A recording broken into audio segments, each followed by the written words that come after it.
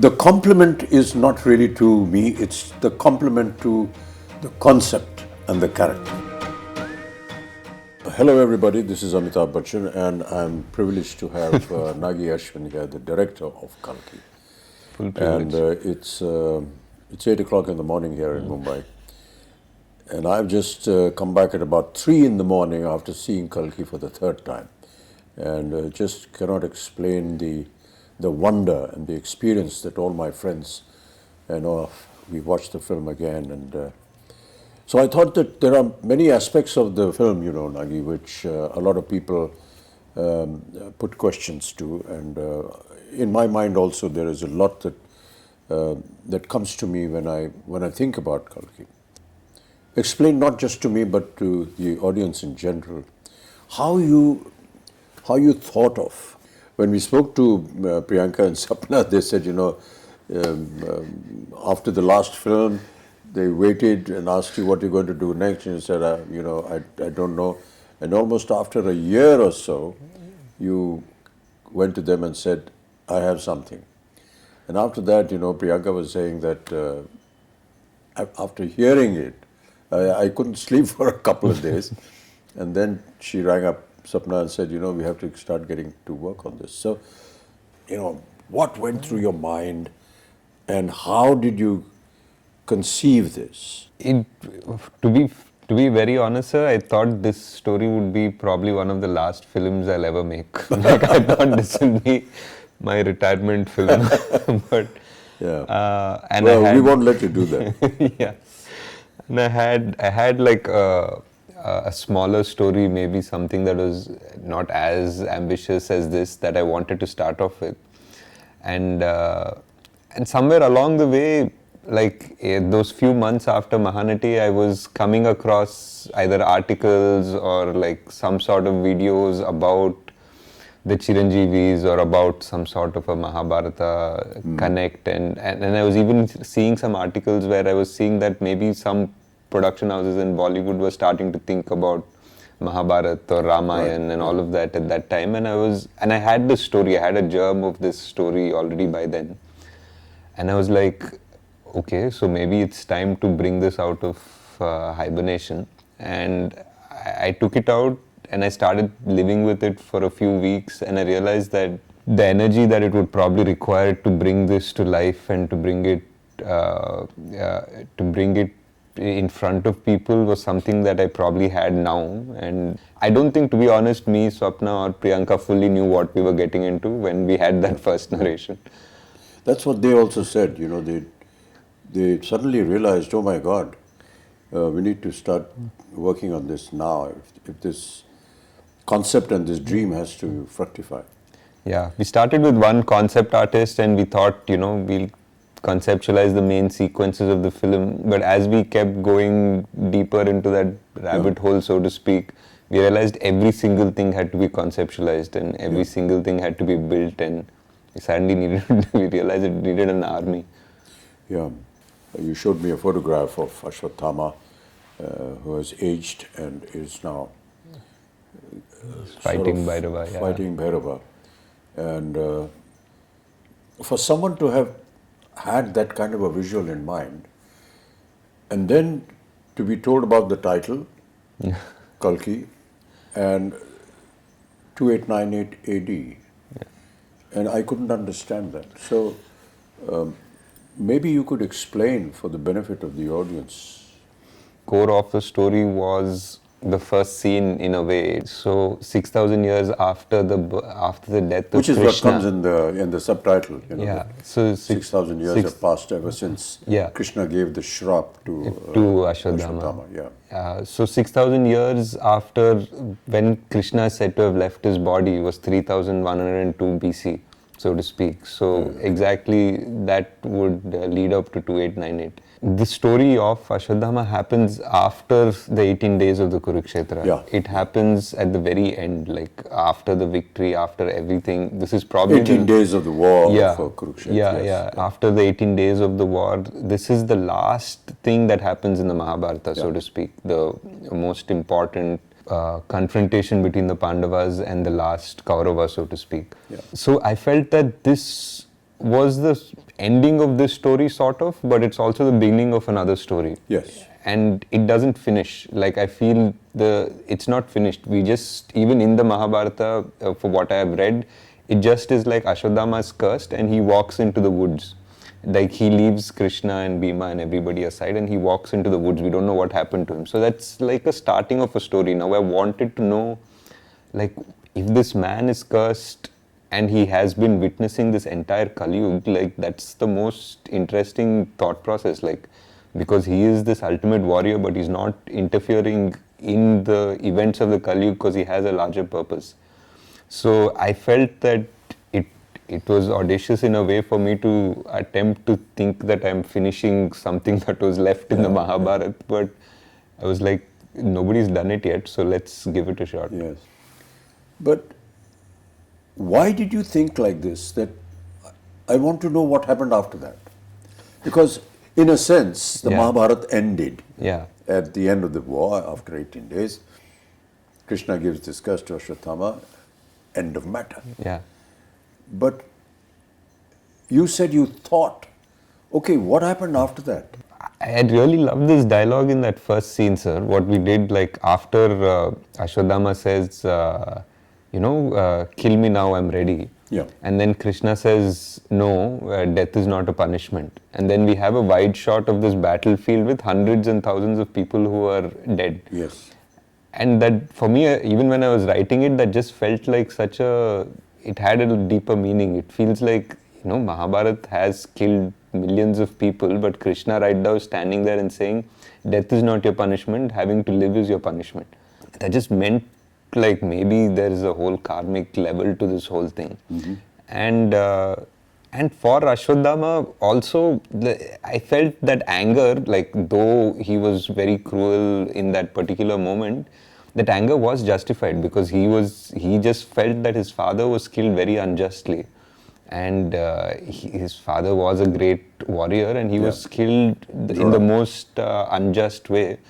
So his anger was justified in his own way. So now his redemption is also very justified. But we never know if that redemption ever comes, because it's not like Ashwatthama is always been evil or something like that. He's actually a very noble warrior. He's meant to be an avatar of Shiva.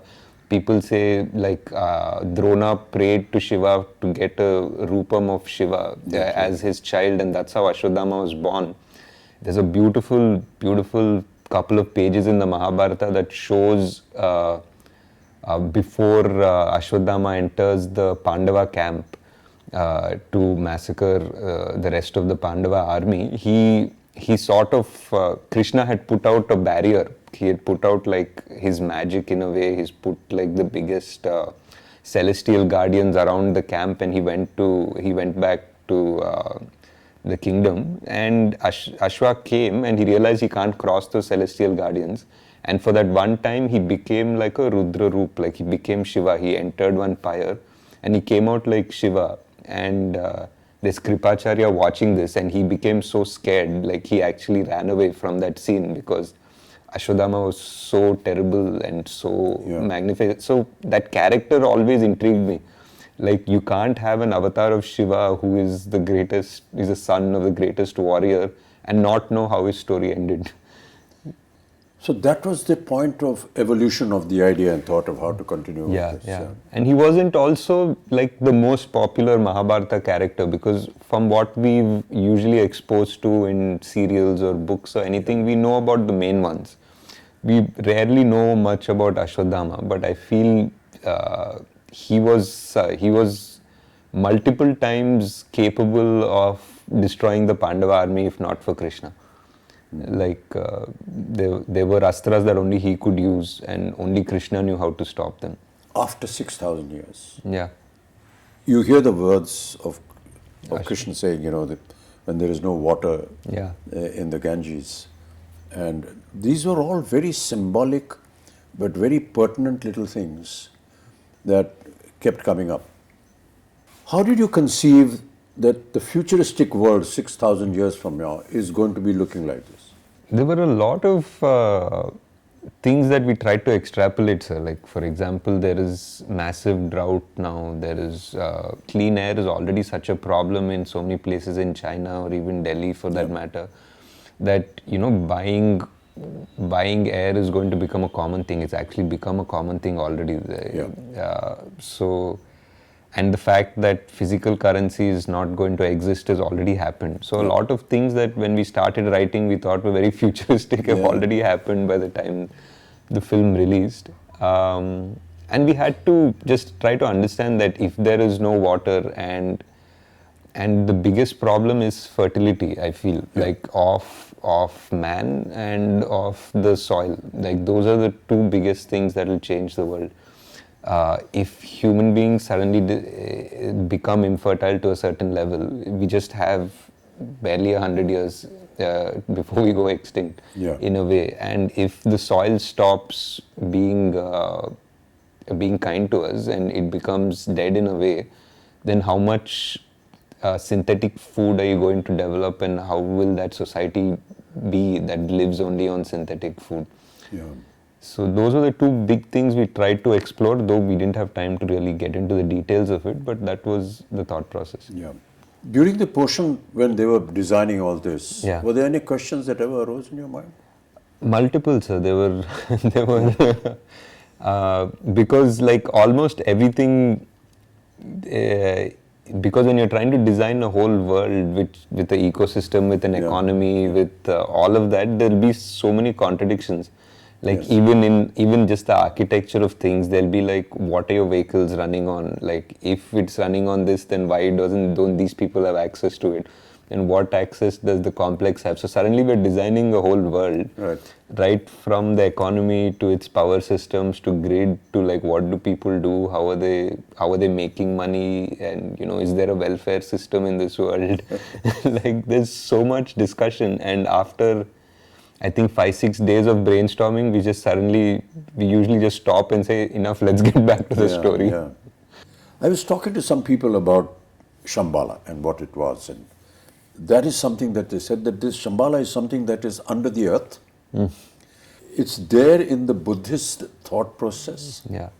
I personally felt that there is a scene when Mariam comes forward before she sings that song, to that circular that design, mandala, which I don't know whether I'm correct in saying that, but it's a very Buddhist. So is that what went through your mind? It was, sir. I think the idea of Shambhala is something that is very similar to our culture and Buddhist culture, even Persian culture. They have different names for it.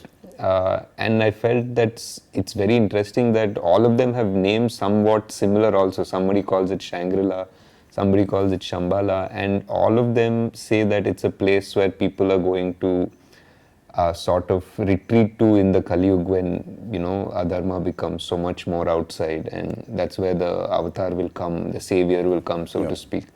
So I felt it's very interesting that so many cultures have the same idea. And the idea of the symbols in Shambhala was like a mix between the chakras that we have, the Sri Chakra and all of that, combined with the mandalas that Tibetans have, which are so similar. So that was that. We just wanted to find, I think in the production design discussions that we were having, we were always trying to see like how culture would be amalgamated in 6,000 years. It wouldn't be like sharp lines between cultures and traditions. Things would probably get merged a bit. But it's, it amazes me how one person's brain could have designed and thought of all these things. I couldn't have, sir. There was a production designer, Nitin Zihani. We had multiple meetings. We have a concept design team which is really good. They're from Jaipur, fully Indian, like Immortal Collective. We had an in-house storyboard artist, Venu.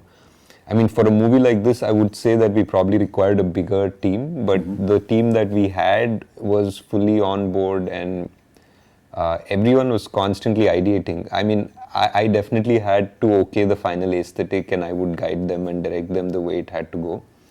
But if not for the concept designers and Nitin's brain also, this wouldn't have come out the way it has. Kamal that day when we had a general, Yeah, when we were talking to the rest of the guys, he said something very nice. Yeah.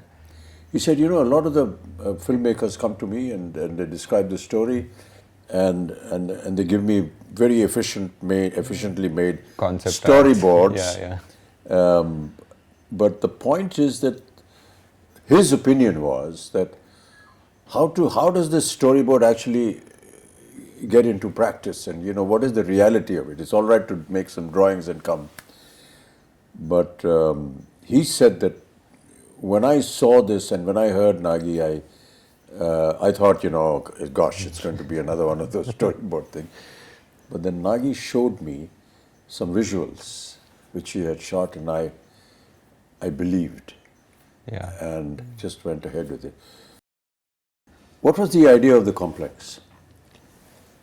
The idea of the complex was, it was like everything is there. It's beautiful. It feels like heaven. There's water. It feels like, animals are frolicking happily, and it's clean air and all of that. But there's something that feels unnatural about it as well. There's something that doesn't feel real, and it doesn't feel it belongs there. So it was that aspiration of man. I feel that when you go to the complex in the film, there is this idea that you need 1 million units to enter the complex in this world. That idea was like a creative idea of yours? Yeah, it was a creative idea. It was something to give a goal to Prabhas's character, and everybody in that world they basically were working around that goal. They wanted to make 1 million units to get into the complex. But my idea was that you can't make 1 million units by being straightforward. The complex wants you to backstab each other. The complex wants you to fight amongst each other to make that 1 million units, and they're just going to be at peace because these people are never going to unite. That is what is happening in Kali Yuga, Yeah.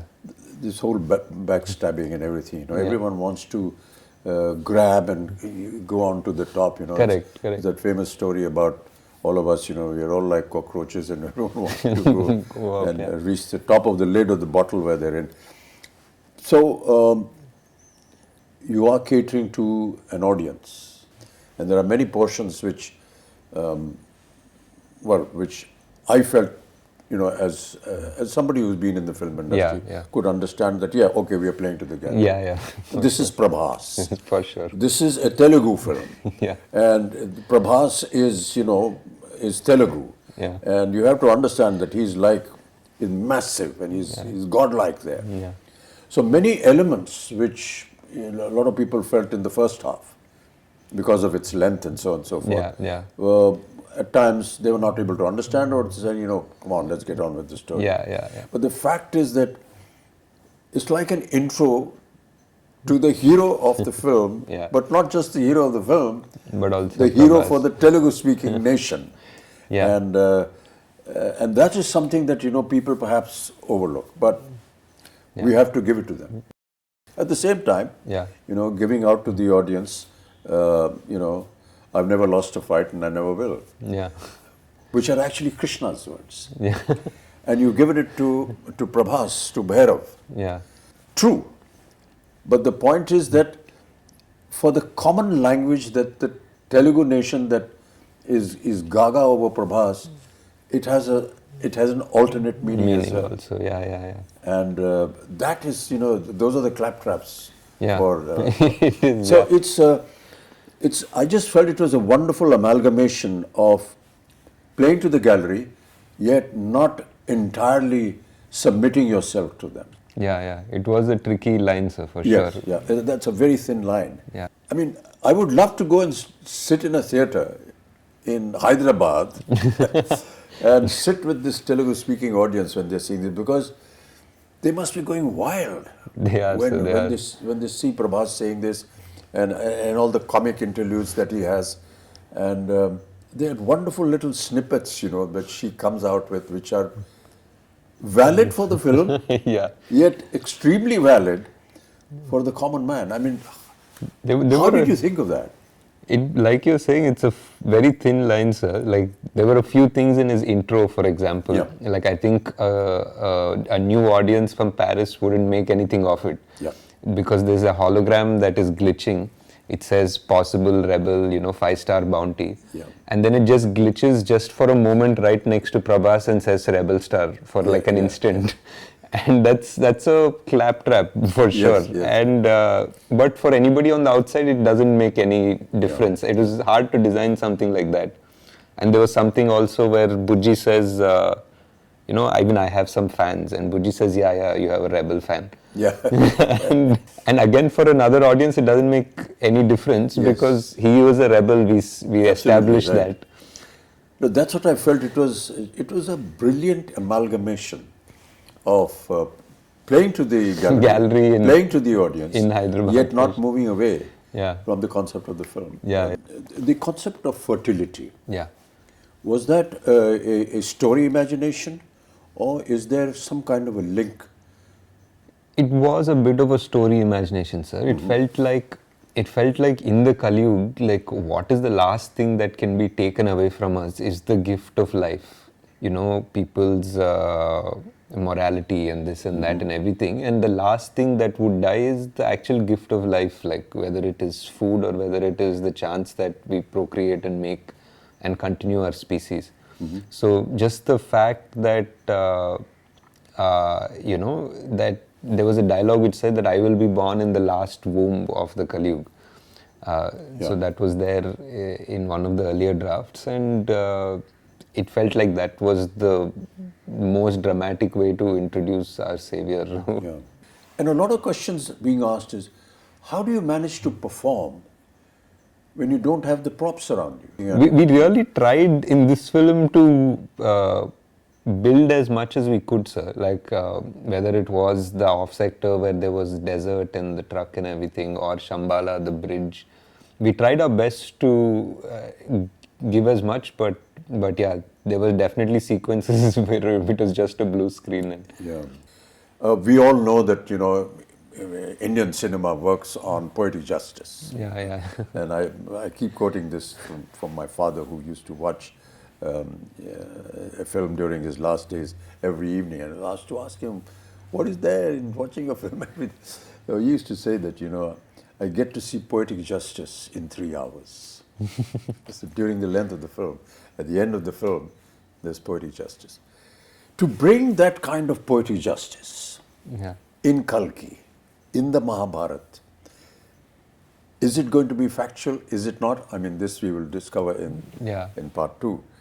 But did it ever cross your mind that, there has to be this aspect of poetic justice in the film? Definitely, sir. I think so. I think Ashwatthama's character itself is that idea of poetic justice. The way his character starts and the way it needs to finish. Yes. Yeah. There are many little things which, which were done and shown in the film, Yeah. but its essence was actually realized by the audience. Yeah. It's like Sumati's Agni Pariksha in a sense. Yeah. Which was so beautifully done. Yeah. And we talk about Agni Pariksha, but we never visualized that it could be like this. Yeah. And you have the carrier of the next avatar go through this Agni Pariksha, which you show Sumati walking through this, ball of fire, and nothing happens to her. Yeah. Whereas when the fighters go through it, it just burn up. Yeah. So, what was the thinking behind that? That is definitely one of my favorite sequences in the film, because it also parallelly brings in all the 3 characters. Like it brings in It's a kind of a chastising of Sumati in a sense. Yeah, in a way. And Ashwa realizes at the same time, Bhairava at the same time. And for me personally, it was the reference of the Krishna and Vasudeva walking through the river in the Dwapar Yuga, like as the river parts for them. It felt like in the Dwapar Yuga, the water element parted for God to give him safe passage. And for me here, it felt that the fire element parted for God to give him safe passage. Yeah. So that was my thought process. Yeah. I mean, there were so many challenges, even from the point of view of, say, the DOP or the cameraman and everything. Yeah. You have an 8-foot giant, Yeah. and you have the rest of the cast here. Yeah. And there were so many times when we took hours, because how do you light up a place where you're going to see both the characters together. Correct. So my lighting is going to be different. Yeah. And my whole atmosphere is going to be different. My concept of looking down to talking everyone. And everyone's looking up to talk to me. And how we actually managed to do that. Yeah. There were times when I was having this little stick poking out from behind me and saying, my face is not here, it's somewhere up there. And it was quite amusing, but how wonderfully it all sort of... It all came together. Like how many times we had to do each shot 3 times or 4 times. Yes. Yeah. Even when I was writing, I always thought Kalki was 2 watches. Like it was a repeat watch. Like the first time you watch the film, you watch the film. And the second time you watch it with the perspective of having seen it again. So you see so many things in a new perspective almost. Yes. In a way, it's almost a new film the second watch. Yeah. So I always felt it was a 2-watch movie at the least. And it's great because I think we went for the evening show, like all of us, to see it, and on the first day. And by the evening show, there were people who already knew the dialogue, so they were already watching it the second time. Yeah, I finished seeing it for the 3rd time last night. I'd really like you to just kind of summarize the whole experience before we end up talking. Yeah. Because we could just carry on, For a long time, yes, sir. I think for me, it was just, it was a dream definitely to put together this world and all of the influences and the stories that I've loved, and putting it together in a world in a coherent and an understandable and enjoyable way. And to see now today that dream has come true and people are actually agreeing to watch such a film and love such a film and accept it. It's not just, I think, just for us as a team that's been working on it for 3 years, and the actors that have put in so much time to do it. It's not just a win for us, I feel. I feel it's a win for the industry in a way, because like producers, actors, directors, writers now have a validation that they can think differently. Now they have a validation that they can greenlight projects which probably wouldn't have, because now there's a Kalki. Now there's a Kalki, a producer will listen to a story that is a mytho or a fantasy or something, and an actor will be okay to greenlight a script. So I think we have moved forward in the right direction, and I'm very glad that Kalki was able to do something to have that change happen. I just wanted to, I mean, we won't get a chance as often, so I just wanted to ask what in the scenes that you've done, like what were your favorite scenes in the film? It's very difficult to pick one particular scene, Nagi. And I'm not just saying it because I'm a member of the cast and crew and it's our film, but quite honestly, it's very difficult. Really, the purpose of talking to you, Nagi, was that. That it's, yes, it is a film. Yes, it is make-believe.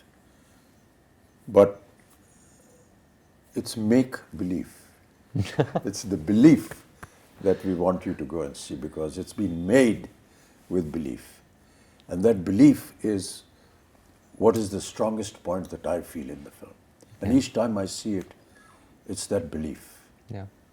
I hope that, the audiences will go and see this film with the kind of interpretation that Nagi, the director, had, and his vision, and the way he has explained the many aspects of the story. It's a film that anybody will identify with, because it's, good over evil, and all our films are like that. But to give it the depth and bring that mythological history, culture into the open and prove it, that is what was challenging for Nagi, and that is what I find he has been able to find victory in that challenge. Now we wait anxiously for part 2. How is it all going to end? And so we look in great anticipation. Thank you, sir. Thank you. Thanks so much, Nagi. It's been wonderful talking to you. Sir, I know you don't like or appreciate this, but this is one of the few chances we have to thank you for all your patience.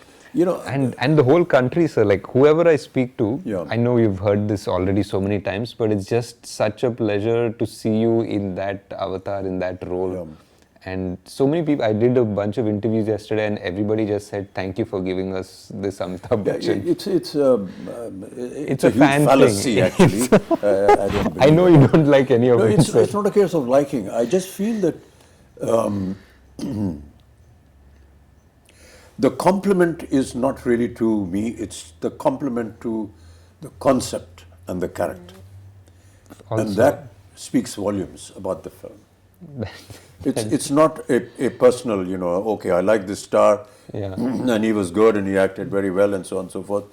So Yes, sir. when they compliment a Prabhas or a Deepika and anyone else and Kamal, you're actually complimenting the concept of the director, Nagi, who was able to conceive and put together this story. It's all very well to go to an audience that's coming out of a theatre and say, "Kaisi lagi film bhaiya?" So they said, "That's about the film bhaiya." Yeah, उन्हें समझ में नहीं आया, ये नहीं हुआ. It's not that. I think that we need to catch some people who, the youngsters, and say, you know, let's sit down and have a chat. And what did you actually see? What did you think of? What was going through your mind when you were watching all this? It would make a very interesting subject. And I'm going to catch Abhishek and Please do, sir. That would be Navya, great. my granddaughter, and have a chat with them, much like we've had here, Yeah. and ask them some very pertinent questions. Right. Thank you, Nagi. It's That'd be been a great, pleasure. sir. Yeah, Such thanks a so pleasure, much. such a pleasure, sir. Thank you so much. That's the end of our very long, intricate conversation. And I hope that you enjoy the film when you see it. Thank you so much. Namaskar. Great, sir.